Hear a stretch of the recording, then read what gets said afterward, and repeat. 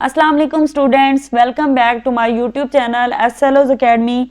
I am your physics teacher and today we are going to discuss about 11th class physics chapter number 7 that is physics of solids. तो बेटा आज की video का topic है 7.2 deformations in solids. तो deformation का क्या मतलब होता है? Deformation का मतलब होता है फॉर्म का चेंज होना, deform यानी कि शक्ल तब्दील होना, ठीक है। यानी बेसिकली हम क्या करने जा रहे हैं, हम डिस्कस करने जा रहे हैं कि अगर सॉलिड के ऊपर हम कोई एक्सटर्नल फोर्स अप्लाई करें तो उसके अंदर जो चेंजेस आते हैं वो उसको हम कहते हैं डीफॉर्मेशन, ठीक है। अब वो चेंज शेप में भी हो सकता है, वो चेंज लेंथ में भी हो सकता है, वो चेंज वॉल्यूम में भी हो सकता है, ठीक है। तो इसी तरह से मैंने डीफॉर्मेशन को डिफाइन भी किया है, the change in shape, length और volume of a solid when it is subjected to an external force is called deformation, ठीक है। अब एग्जाम्पल इसकी डिस्कस कर लेते हैं। लेट्स सपोज कि आपके पास एक स्प्रिंग है, आपके बॉल पॉइंट से आप स्प्रिंग निकाल सकते हैं। अगर आपने स्प्रिंग को निकाला है और उसके ऊपर आप फोर्स अप्लाई करें, ठीक है। और फोर्स किस तरह से अप्लाई करें कि अगर आपने स्प्रिंग को हाथ में पकड़ा है तो आप राइट हैंड साइड से भी उसको स्ट्रेच करें, खींच रहे हैं, और लेफ्ट साइड से भी खींच रहे हैं। अगर दोनों साइड से आप इक्वल फोर्स और अपोजिट फोर्स लगा के उसे खींचते हैं तो आप देखेंगे कि जो स्प्रिंग है वो स्ट्रेच हो जाएगा, ठीक है। स्ट्रेच का मतलब उसकी लेंथ इंक्रीज हो जाएगी, ठीक है। तो ये जो स्ट्रेचिंग है उसकी लेंथ इंक्रीज हुई है, लेंथ में चेंज आया है, तो ये जो है वो डिफॉर्मेशन हो रही है उस मटेरियल के अंदर। So stretching a spring increases its length, ये एग्जांपल होगी एक। दूसरी एग्जांपल आप ले सकते हैं, squeezing a rubber ball changes its shape. अगर आपके पास एक रबर की बॉल है, ठीक है, सॉलिड नहीं, रबर की बॉल की बात हो रही है। अगर एक रबर की बॉल है और उसको आप स्क्वीज करते हैं, अपने हाथ से दबाते हैं, उसके ऊपर फोर्स अप्लाई करते हैं, तो वो क्या हो जाता है, उसकी शेप चेंज हो जाती है, वो दब जाती है, ठीक है। तो ये आप इस डायग्राम से भी देख सकते हैं कि ये अगर आपके पास बॉल है, इसको आपने फोर्स अप्लाई किया है तो उसकी शेप चेंज होकर इस तरह की हो जाएगी, ठीक है। अगर हम एटॉमिक लेवल की एग्जांपल की बात करें, एटॉमिक लेवल पे किस तरह से डिफॉर्मेशन होती है, यानी कि अगर आप एटम्स की बात करें, एटम की लेयर की बात करें, तो वहाँ पे ना दो तरह की डिफॉर्मेशन होती है। एक होती है हमारे पास स्लिप और दूसरी होती है ट्विनिंग, ठीक है। अब बेटा ये स्लिप है ना, आप यहाँ पे देख सकते हैं कि ये हमारे पास स्लिप हो रही है, ठीक है। यानी एटॉमिक प्लेन्स ने अपनी जगह चेंज कर लिया, यानी अपनी पोजीशन से ये शिफ्ट हो गए हैं किसी न्यू पोजीशन पे। जैसे लेट्स सपोज अगर इनकी जो ओरिजिनल शेप थी वो ये थी, अगर वो यहाँ पर थी, इस तरह से थी, तो अपनी शेप चेंज करके ये साइड पे हट गई हैं, यानी कि उन्होंने अपनी पोजीशन से थोड़ा सा शिफ्ट हो गए हैं। तो स्लिप क्या होता है, one plane of atom sliding over another, यानी एक प्लेन ने अपनी जगह छोड़ के ना दूसरी प्लेन के ऊपर स्लाइड हो गई है, ठीक है, दूसरी प्लेन के ऊपर आ गई है। इसी तरह से दूसरी हमारे पास टाइप होती है ट्विनिंग। ट्विनिंग होता है कि portion of crystal takes a mirror orientation, यानी कि अब ये क्या हो रहा है, ये ट्विन हो रहा है, यानी जैसे उसके अंदर ट्विस्ट नहीं आ जाता, टेढ़ा हो जाता है, प्लेन्स टेढ़ी हो जाती है, ठीक है। यानी कि हमारी जो एटॉमिक प्लेन्स है वो थोड़ी सी टिल्टेड हो गई है, ठीक है, तो इसे कहते हैं ट्विनिंग। तो नेक्स्ट है बेटा हमारे पास 7.2.1 टॉपिक स्ट्रेस एंड स्ट्रेन, ठीक है। अब हम देखते हैं पहले कि स्ट्रेस क्या होता है, इसकी टाइप्स को डिस्कस करेंगे, उसके बाद हम देखेंगे स्ट्रेन क्या होता है और उसकी टाइप्स को डिस्कस करेंगे, ठीक है। So mechanical test measure stress and strain to understand how material behave under forces. हम कुछ मैकेनिकल टेस्ट करके ये मेजर कर सकते हैं कि स्ट्रेस और स्ट्रेन किस तरह से हुआ है किसी मटेरियल के अंदर, और उसके बाद हम ये देख सकते हैं कि वो मटेरियल कैसे बिहेव करता है फोर्सेस जब उसके ऊपर अप्लाई हो रही हूँ, ठीक है। तो सबसे पहले हम स्ट्रेस को देखते हैं और उसकी डेफिनेशन को देखते हैं। So the internal resisting force per unit area developed inside a body when an external force tries to deform it. Internal resisting force यानी किसी भी बॉडी के अंदर, किसी भी मटेरियल के अंदर, सॉलिड के अंदर जो इंटरनल रेजिस्टेंस फोर्स प्रोड्यूस होती है पर यूनिट एरिया, और वो क्यों प्रोड्यूस होती है, डेवलप्ड इनसाइड अ बॉडी, उसकी बॉडी के अंदर, when an external force tries to deform it. जब मैंने आपको कहा था ना कि हम जब किसी भी सॉलिड को डिफॉर्म करने की कोशिश करते हैं तो वो रेजिस्ट करता है उस डिफॉर्मेशन को, ठीक है, ये सॉलिड की प्रॉपर्टी है। तो वो जो रेजिस्टिव फोर्स है ना उसके अंदर प्रोड्यूस होती है, इस रेजिस्टिव फोर्स को हम बोलते हैं स्ट्रेस, ठीक है। अब it tell us how much force is applied to the material, और ये हमें स्ट्रेस यही बता रहा होता है कि कितनी फोर्स हमने एक्सटर्नली लगाई है, ठीक है। और मैथमेटिकली हम उसको कैसे लिखते हैं, stress is equal to force per unit area, यानी सिग्मा इसका सिंबल है, तो फोर्स के लिए एफ सिंबल होता है, एरिया के लिए तो sigma is equal to F by A, ठीक है। अब मैं यहाँ पे आपको एक इंपॉर्टेंट कंसेप्ट देना चाहती हूँ कि बेटा हमारे पास ना स्ट्रेस और प्रेशर जो है इन दोनों का फार्मूला सेम होता है, ठीक है। आपको पता है कि प्रेशर भी होता है फोर्स पर यूनिट एरिया, और स्ट्रेस का फार्मूला भी मैंने आपको यही बता दिया कि फोर्स पर यूनिट एरिया, ठीक है। अब इनमें डिफरेंस क्या होता है, बच्चे इस चीज में कंफ्यूज होते हैं कि स्ट्रेस और प्रेशर में क्या डिफरेंस होता है। तो बेसिकली आप इसको इस तरह से समझें कि जो प्रेशर है ना वो आपके पास एक एक्सटर्नल कॉज है, ठीक है, एक्सटर्नल तरफ से आया, यानी बैरूनी तरफ से जो हमने फोर्स अप्लाई की है ना वो हमारे पास है प्रेशर, ठीक है। अब उस प्रेशर के नतीजे में जो इंटरनल चेंज आया या जो इंटरनल रेजिस्टिव फोर्स प्रोड्यूस हुई है ना, वो हमारे पास है स्ट्रेस, ठीक है। जो एक्सटर्नल फोर्स हमने अप्लाई किया उसमें चेंज प्रोड्यूस करने के लिए, वो हमारे पास है प्रेशर, ठीक है। और जो उसके नतीजे में इंटरनल रेजिस्टिव फोर्स प्रोड्यूस हुई है, जो उसको रेजिस्ट कर रही है, जो चाहती है कि उसकी डिफॉर्मेशन ना हो, वो हमारे पास है स्ट्रेस, ठीक है। अब इसके लिए एक आसान से एग्जांपल मैं अगर आपको दूं जो आपसे रिलेट भी करेगी, क्योंकि आप स्टूडेंट्स हैं और आप एग्जाम्स वगैरह आपके जब होते हैं तो आपको पता है कि जब एग्जाम्स की सिचुएशन आती है तो सिस्टम ना आपके ऊपर एग्जाम का शेड्यूल जब देता है या आपकी जब डेट शीट आती है तो एक एक्सटर्नल प्रेशर आपके ऊपर अप्लाई करता है, ठीक है। उसके नतीजे में क्या होता है कि आप स्ट्रेस में चले जाते हैं, आपको टेंशन होने लग जाती है, आपको लगता है आपकी तैयारी नहीं है, और एक आपके अंदर ना एक बिल्कुल टेंशन वाला माहौल बन जाता है। तो आपकी अंदरूनी जो कैफियत है ना, जो अंदर से आप फील कर रहे होते हैं ना, वो होता है स्ट्रेस। और बैरूनी जो आपके ऊपर प्रेशर या फोर्स अप्लाई किया गया है कि आपको डेट शीट दे दी गई है या आपको एग्जाम कहा जा रहा है या आपकी कोई कॉलेज में टेस्ट सीरीज स्टार्ट हो रही है, तो ये जो चीज होती है वो है प्रेशर, ठीक है। तो बेसिकली इंटरनल और एक्सटर्नल का फर्क है, बाकी उनकी वैल्यू इक्वल ही होती है। यानी जितना आप प्रेशर बाहर से अप्लाई कर रहे होते हैं उतनी ही अंदर इंटरनल रेजिस्टिव फोर्स प्रोड्यूस होती है जो उसको अपोज करने की कोशिश करती है, ठीक है। So the internal resistive force per unit area developed inside a body when an external force tries to deform it, तो ये हमारे पास स्ट्रेस है। तो अब आई होप कि आपको ये कंसेप्ट क्लियर हो गया होगा कि प्रेशर और स्ट्रेस में क्या डिफरेंस होता है, ठीक है। और यहाँ पे ये जो पॉइंट है ना कि it tells us how much force is applied to the material, ये स्ट्रेस हमें इस तरह से बताता है कि कितनी फोर्स बाहर से अप्लाई हुई, क्योंकि ये इक्वल और अपोजिट फोर्स होती है ना, यानी जितना बाहर से आएगा ना उतना ही अंदर प्रोड्यूस होगी। इसलिए अगर हमें अंदर वाली का फोर्स का पता चल जाता है, स्ट्रेस का पता चल जाता है, तो इसका मतलब है हमें ये भी पता चल गया कि बाहर से कितनी फोर्स लग रही है। और फार्मूला मैंने आपको बता दिया सेम होगा, और फार्मूले से हमें पता चल रहा है कि it is directly proportional to the applied force and inversely proportional to the area of cross section over which force is applied, ठीक है। तो ये आप फार्मूले से ही देख सकते हैं। अब इसका ऐसा यूनिट वही होता है जो प्रेशर का होता है हमारे पास, न्यूटन पर मीटर स्क्वायर, ठीक है। फोर्स का यूनिट होता है ना न्यूटन, और एरिया का होता है metre square, also known as pascal, pascal भी बोलते हैं हम इसे।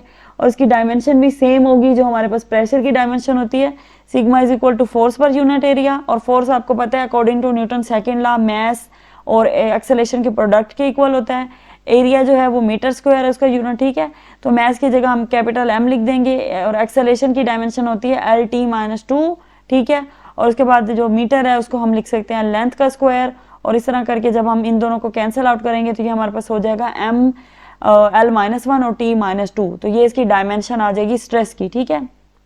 अब अगर आपका शॉर्ट क्वेश्चन इस तरह से आ जाता है कि डिफाइन स्ट्रेस या व्हाट इज स्ट्रेस, तो आप उसकी डेफिनेशन लिख सकते हैं, उसका मैथमेटिकल फार्मूला लिख सकते हैं, उसका ऐसा यूनिट लिख सकते हैं और उसकी डायमेंशन लिख सकते हैं। तो ये आपका एक अच्छा सा क्वेश्चन अटेम्प्ट हो जाएगा। नेक्स्ट है हमारे पास टाइप्स ऑफ स्ट्रेस, यानी स्ट्रेस की कितनी टाइप्स होती हैं, ठीक है। तो बेटा इसकी बेसिकली 3 टाइप्स होती हैं, लेकिन इसकी ना हम 2 और टाइप्स भी पढ़ते हैं। 3 बेसिक टाइप्स हैं और 2 जो है वो हमारे पास वैसे एक्सटेंडेड टाइप्स हैं, ठीक है। तो 3 जो बेसिक टाइप है वो है टेंसाइल स्ट्रेस, शेयर स्ट्रेस और वॉल्यूम स्ट्रेस, ठीक है। और उसके बाद हमारे पास 2 और टाइप्स होते हैं, कंप्रेसिव स्ट्रेस और टॉर्शनल स्ट्रेस, ठीक है। तो ये एक्सटेंडेड टाइप्स हैं इसकी। अब हम इनको एक एक करके देखते हैं कि इनका क्या मतलब है, ठीक है। तो जो टेंसाइल स्ट्रेस है ना, इसमें क्या होता है कि when a stress changes the length it is called as tensile stress. जब लेंथ चेंज हो जाती है ना स्ट्रेस की वजह से, यानी जब उसके ऊपर मटेरियल के ऊपर स्ट्रेस अप्लाई हुआ है, फोर्स अप्लाई हुई है और उसकी किस में चेंज आया, लेंथ में चेंज आया, तो ऐसे स्ट्रेस को हम बोलते हैं टेंसाइल स्ट्रेस, ठीक है। It is produced by a force, और ये कैसे प्रोड्यूस होता है, जब हमारे पास it is produced by force pulling outward, यानी कि फोर्स आउटवर्ड डायरेक्शन में पुल हो रही है। जैसे मैंने आपको स्प्रिंग वाली एग्जांपल दी है ना, तो उसमें क्या कर रहे होते हैं हम, बोथ एंड से आउटवर्ड फोर्स अप्लाई कर रहे होते हैं, अपोजिट और आउटवर्ड फोर्स अप्लाई कर रहे होते हैं, जिसकी वजह से उसमें स्ट्रेचिंग आती है, उसकी लेंथ इंक्रीज हो जाती है। तो टेंसाइल स्ट्रेस के अंदर भी ये कैसे प्रोड्यूस होता है, एक हमारे पास स्ट्रेचिंग फोर्स या आउटवर्ड फोर्स की वजह से ये प्रोड्यूस होता है, और it increases the length of the object, और आपको पता है कि इसमें क्या length of the object increase हो जाती है, ठीक है। दूसरी हमारे पास शेयर स्ट्रेस। अब शेयर स्ट्रेस बेसिकली होता है शेप के अंदर चेंज होना, ठीक है। यानी कि आप फोर्स अप्लाई करें अपने ऑब्जेक्ट के ऊपर, मटेरियल के ऊपर, उसकी शेप चेंज हो जाए ना, तो उसकी वजह से जो स्ट्रेस प्रोड्यूस होगा मटेरियल के अंदर उसे हम बोलते हैं शेयर स्ट्रेस, ठीक है। So when a stress changes the shape of object is called shear stress. The force act tangentially यानी पैरेलल टू द सरफेस, और इसमें जो फोर्स लग रही होती है ना, यहाँ पे तो हमने कहा था ना वो फोर्स स्ट्रेचिंग फोर्स होती है, या फिर हम कह सकते हैं आउटवर्ड डायरेक्शन में लग रही होती है, लेकिन यहाँ पे जो फोर्स है वो टेंजेंशियल यानी पैरेलल डायरेक्शन में लग रही है सरफेस के, यानी कि जो भी हमारी सरफेस है ना उसके बिल्कुल पैरेलली आपने उस फोर्स को अप्लाई करना है, तब उसकी शेप में चेंज आएगा, ठीक है। ये इंपॉर्टेंट पॉइंट्स है, फोर्स की जो डायरेक्शन है ना ये आपने हर टाइप के अंदर याद रखनी है। It causes the layers to slide over each other. और शेप किस तरह से चेंज होती है कि एक लेयर को ना दूसरी लेयर के ऊपर स्लाइड कर देती है, इसकी वजह से वो जो मटेरियल है वो थोड़ा सा टिल्ट होकर उसकी शेप चेंज होती है और ये हमारे पास शेयर स्ट्रेस बन जाता है। थर्ड टाइप है हमारे पास वॉल्यूम स्ट्रेस, जिसको हम बल्क स्ट्रेस भी बोलते हैं। अब इसमें क्या होता है, इसमें बेटा ये होता है कि इसका वॉल्यूम चेंज होता है मटेरियल का, ठीक है।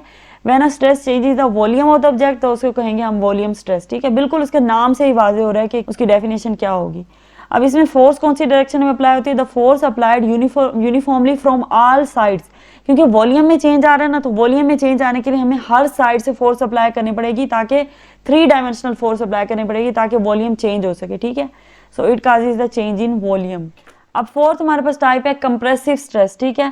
कंप्रेसिव स्ट्रेस है ये ना टेंसाइल स्ट्रेस के अपोजिट होता है। टेंसाइल स्ट्रेस में बेसिकली लेंथ इंक्रीज हो जाती है और कंप्रेसिव स्ट्रेस में क्या होता है, कंप्रेस हो जाता है ऑब्जेक्ट, मटेरियल कंप्रेस हो जाता है, यानी कि उसकी लेंथ डिक्रीज हो जाती है, ठीक है। So it is produced by a force pushing inward. उसमें कौन सी फोर्स थी, जो आउटवर्ड पुश कर रही थी। इसमें फोर्स क्या है, pushing inward and decreases the length और साइज। अब फिफ्थ टाइप है हमारे पास टॉर्शनल स्ट्रेस।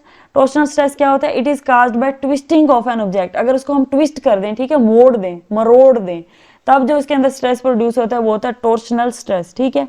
अब ये हमारे पास एक डायग्राम है जिसके अंदर सारे जो स्ट्रेस है वो शो किए गए हैं। आई थिंक ये यहाँ पर सही से नज़र नहीं आ रहे, लेकिन ये हमारे पास कंप्रेशन है जिसमें दोनों साइड से हम एक ही अपोजिट डायरेक्शन में लगा रहे हैं ताकि ये मटेरियल कंप्रेस हो जाए। ऊपर से नीचे की तरफ फोर्स लग रही है, नीचे से ऊपर की तरफ, तो ये कंप्रेशन प्रोड्यूस कर रहा है। अब यहाँ पर जो है दोनों डायरेक्शन अपोजिट है, यानी आउटवर्ड डायरेक्शन में लग रही है, तो ये हमारे पास टेंसाइल स्ट्रेस होगा। यहाँ पे जो है वो बेंडिंग हो रही है, ठीक है। यहाँ पे आप देख सकते हैं कि ये टॉर्शनल स्ट्रेस है और ये हमारे पास है, ये शायद बेंडिंग है। और ये आपको ना अपनी बुक से डायग्राम देख लीजिएगा, यहाँ पे ना ये वर्ड वाजे नहीं हो रहे, ठीक है। So there are 5 types of stress, 5 किस्म के यहाँ पे स्ट्रेस दिखाए गए हैं, compression, tension, shear, torsion and bending. अब नेक्स्ट हमारे पास आ जाता है स्ट्रेन, ठीक है। तो स्ट्रेन बेसिकली वो चेंज है जो मटेरियल के अंदर आ रहा है। अगर उसको हम क्वांटिटेटिवली मेजर करना चाहें, यानी हम देखना चाहें कि जब हमने मटेरियल की लेंथ को इंक्रीज किया है तो वो लेंथ कितनी इंक्रीज हुई है, इसकी न्यूमेरिकल वैल्यू फाइंड करना चाहें, या फिर जब शेप को चेंज किया है तो कितनी चेंज हुई है उसकी न्यूमेरिकल वैल्यू फाइंड आउट करना चाहिए, या फिर वॉल्यूम की चेंज की न्यूमेरिकल वैल्यू फाइंड करना चाहें, तो ये जो न्यूमेरिकल वैल्यू है ना वो हमें स्ट्रेन से पता चलती है, ठीक है। तो स्ट्रेन की डेफिनेशन है, the quantitative measurement of a deformation is called strain as it is the ratio of the same quantities, so it has no unit. अब ये रेशियो है, रेशियो किस चीज की है, change in that thing over original thing, ठीक है। यानी अगर लेंथ की बात करें तो change in length by original length, ठीक है। अगर हम शेप की बात करें तो change in shape by original shape, strain ये होता है, ठीक है। इसी तरह से अगर वॉल्यूम की बात करेंगे तो change in volume over original volume, ठीक है। तो यानी कि हमारे पास ना ये ऊपर चेंज आ रहा है उसी चीज का, नीचे उसकी ओरिजिनल है। तो क्योंकि ऊपर और नीचे सेम क्वांटिटीज है ना, और आपको पता है जब सेम क्वांटिटीज की रेशो हो ना किसी चीज के अंदर, तो उसकी कोई डायमेंशन नहीं होती, ना ही उसका कोई यूनिट होता है। इसलिए हमने लिखा है यहाँ पे कि it is a ratio of same quantities, so it has no unit and it is a dimensionless quantity.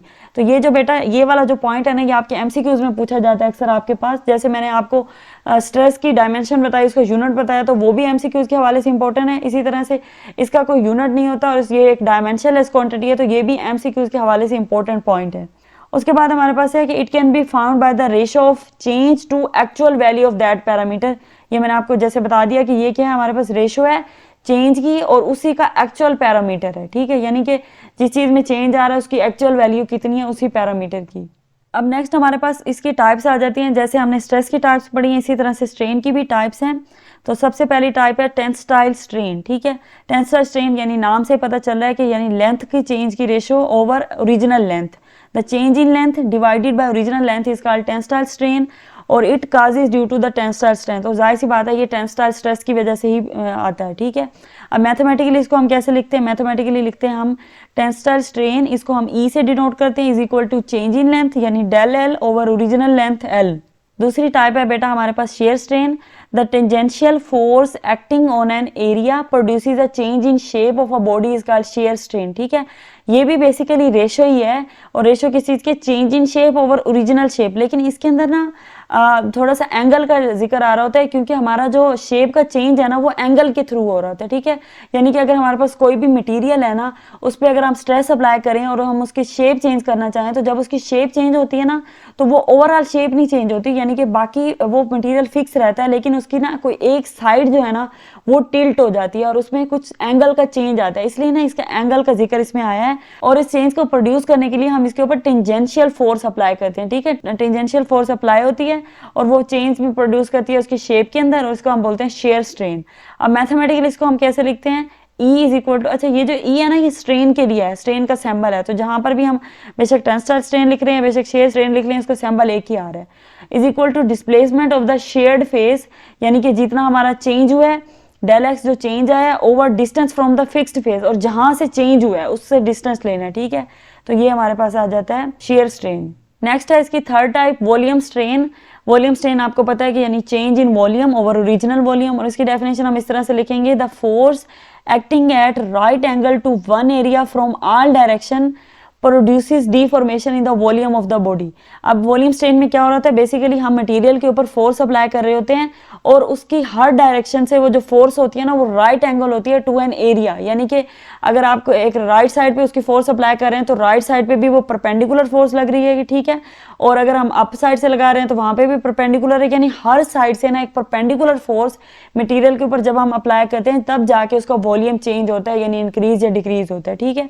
तो इसलिए हम इसको फिर बोलते हैं वॉल्यूमेट्रिक स्ट्रेन। अब मैथमेटिकली इसको हम कैसे लिखते हैं, volume strain is equal to change in volume यानी del V divided by original volume V, ठीक है। तो यहाँ तक बेटा हमारे पास इसकी टाइप्स आ जाती हैं स्ट्रेन की, और ये जो आगे वाला टॉपिक है ये हम नेक्स्ट वीडियो में पढ़ेंगे। तो ये था बच्चों आज का हमारा टॉपिक। आई होप कि आपको टॉपिक समझ आ गया होगा। ये बिल्कुल आसान टॉपिक है, आपने जस्ट इसमें डेफिनेशंस को देखना है और इसके अलावा इसमें उसकी टाइप्स को देखना है, ठीक है। स्ट्रेस की टाइप्स हैं, स्ट्रेन की टाइप्स हैं और उसके मैथमेटिकल फार्मूलाज है, ऐसा यूनिट है, डायमेंशन है, यानी इसमें छोटी छोटी चीज़ें हैं लेकिन बहुत सिंपल हैं। तो अगर आपको फिर भी कोई कन्फ्यूजन है तो आप कमेंट सेक्शन में पूछ लीजिएगा। Thank you so much.